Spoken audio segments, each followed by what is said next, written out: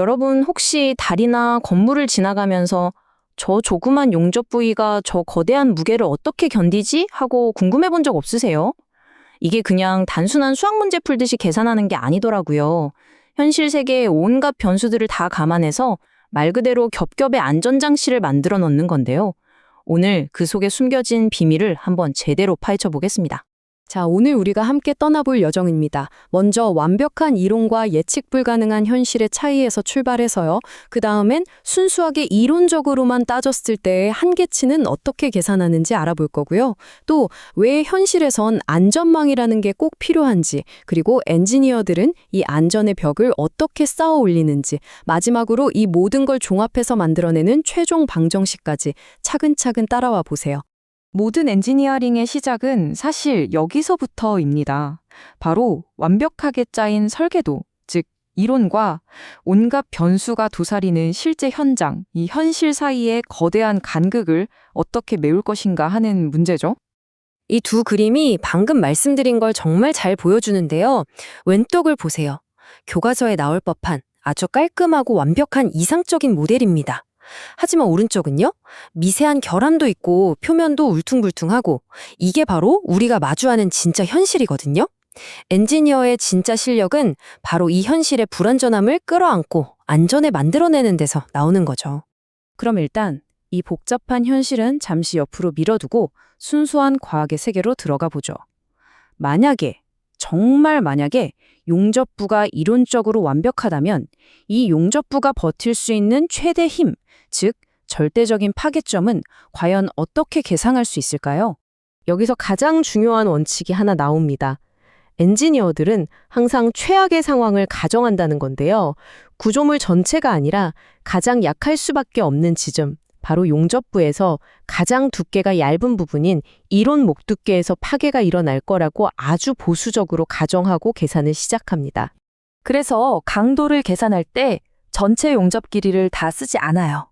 용접을 처음 시작하는 부분하고 마지막에 끝내는 부분은 아무래도 불안정해서 미세한 결함이 생기기 쉽거든요. 이걸 크레이터라고 부르는데 이 양쪽 끝부분은 과감하게 계산해서 빼버립니다. 그리고 가장 안정적이고 튼튼한 중간 부분, 바로 유효 길이만을 가지고 계산하는 거죠. 이것도 역시 보수적인 접근법의 일환입니다. 자, 그런데 현실에서 힘이라는 게 보통 딱 한 방향으로만 깔끔하게 작용하지는 않잖아요. 비스듬하게 올 수도 있고 여러 방향에서 동시에 올 수도 있죠. 그래서 이 외부 하중의 진짜 영향을 제대로 파악하려면 보시는 것처럼 X, Y, Z 이 세 축의 3차원적인 힘, 즉 응력으로 잘게 쪼개서 분석해야만 합니다. 자, 이 공식들 보면 좀 복잡해 보이죠? 코사인, 사인, 머리가 아플 수도 있는데 핵심은 생각보다 간단해요. 외부에서 힘이 어떤 각도로 들어오느냐, 그러니까 저기 보이는 세타와 알파 값에 따라서 아까 우리가 나눴던 세 방향의 힘, 즉 응력이 각각 얼마나 되는지를 딱 계산해 주는 거예요. 이 공식이 있기 때문에 힘이 어느 방향에서 비스듬하게 들어와도 전부 수치로 바꿔서 분석할 수가 있게 되는 거죠.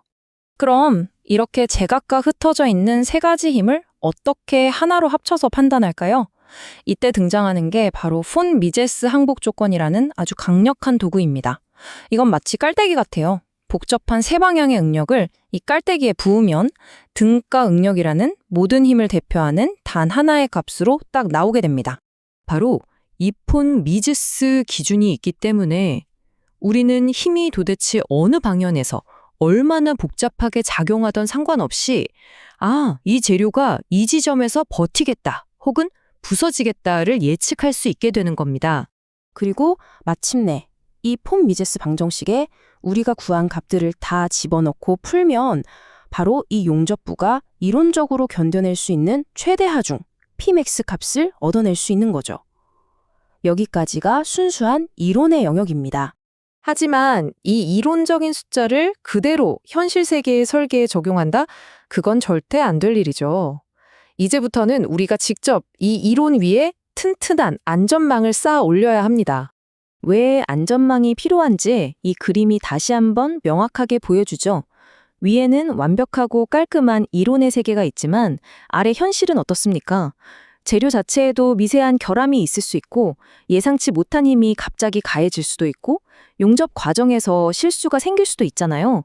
바로 이런 불확실성 때문에 우리에겐 완충장치가 반드시 필요한 겁니다. 그 완충장치의 이름이 바로 안전율입니다. 쉽게 말해서 재료가 실제로 100의 힘을 견딜 수 있더라도 아니야, 이 재료는 한 50밖에 못 버텨 라고 일부러 낮춰서 생각하는 거예요. 혹시 모를 위험에 대비해서 말이죠. 이게 바로 공학 설계의 핵심 철학입니다. 그럼 이 안전의 벽은 어떻게 쌓일까요? 그냥 안전을 위해 2배로 하자. 이렇게 주먹구구식으로 정하는 게 아닙니다. 엔지니어들은 카르돌로가 개발한 아주 체계적인 다중계수 방식을 사용하는데요. 말 그대로 벽돌을 한 장 한 장 쌓아 올리듯이 안전 요소를 겹겹이 더해 나가는 방식이죠. 자, 첫 번째, 방어선입니다. 이건 용접을 하기도 전 원래 금속 재료, 즉 모재 자체에 대한 안전 계수예요. 이 재료에 가해지는 힘의 종류가 뭔지, 얼마나 빨리 가해지는지, 재료 자체는 얼마나 믿을 만한지 이런 것들을 먼저 따져보는 거죠. 그래서 여기 보시는 A, B, C, D 이 4가지 요소를 곱해서 첫 번째 안전망을 만듭니다. 이 재료가 얼마나 잘 버티는지, 힘이 꾸준히 오는지 아니면 반복적으로 오는지, 갑자기 쾅 하고 부딪히는 충격인지, 우리가 계산한 게 얼마나 정확한지 이 4개의 톱니바퀴가 맞물려서 기본적인 안전마진을 확보하는 겁니다. 하지만 이건 정말 시작에 불과해요. 진짜 중요한 건 이 다음입니다. 왜냐하면 용접이라는 과정 자체가 완전히 새로운 종류의 불확실성과 위험 요소들을 만들어내기 때문이죠. 그래서 두 번째 방어선이 등장합니다. 이건 오로지 용접에만 관련된 추가 안전 계수들인데요. 재료가 용접하기 쉬운 재료인지, 기계가 자동으로 했는지, 사람이 직접 했는지, 심지어 용접사의 실력은 어느 정도인지까지 고려합니다. 그리고 용접부 모양이나 후처리, 엑스레이 같은 검사를 했는지 안 했는지에 따라서도 안전율이 달라지죠. 정말 꼼꼼하죠. 자, 이제 거의 다 왔습니다. 지금까지 살펴본 순수한 이론적 계산과 현실의 불확실성을 반영한 겹겹의 안전망. 이 두 가지가 어떻게 하나로 합쳐져서 최종적인 설계 공식이 완성되는지 한번 보시죠. 이 그림을 보시면 전체 과정이 한눈에 쫙 들어오죠. 맨 위에는 아주 높은 이론적 강도가 있어요. 하지만 이게 현실에 그대로 쓰이는 게 아니라 우리가 지금까지 얘기했던 그 수많은 안전계수 필터들을 하나씩 하나씩 통과하는 겁니다. 그렇게 여러 겹의 필터를 거치고 나면 결국에는 훨씬 낫지만 정말 안전하고 믿을 수 있는 설계의 허용 응력만 남게 되는 거죠. 그리고 이 과정을 통해 나온 최종 값을 이음 효율이라고 부릅니다. 이건 어떻게 보면 그 어떤 용접도 100% 완벽할 수는 없다는 것을 공식적으로 인정하는 셈이에요. 이 효율값을 곱해서 용접부는 원래 재료보다 약할 수 있다는 현실을 최종적으로 한 번 더 반영해 주는 겁니다. 결국 오늘 우리가 살펴본 내용의 결론은 이겁니다. 그냥 단순하게 계산하는 방식과 지금 우리가 본 것처럼 복잡한 현실의 모든 변수를 끌어안고 겹겹의 안전장치를 더하는 공학적 접근법. 이 둘 사이에는 단순히 계산이 복잡하고 말고의 차이가 아니라 사람의 생명을 좌우할 수 있는 거대한 차이가 존재하는 거죠. 바로 이게 구조 엔지니어의 진짜 임무입니다. 단순히 수학 공식을 푸는 게 아니라 보이지 않는 곳에서 수많은 불확실성과 싸우며 우리의 안전을 지켜내는 것이죠. 오늘 이 원리를 알고 나니 이제 여러분 주변의 다리나 건물, 자동차의 저 작은 용접 부위가 조금은 다르게 보이지 않으신가요?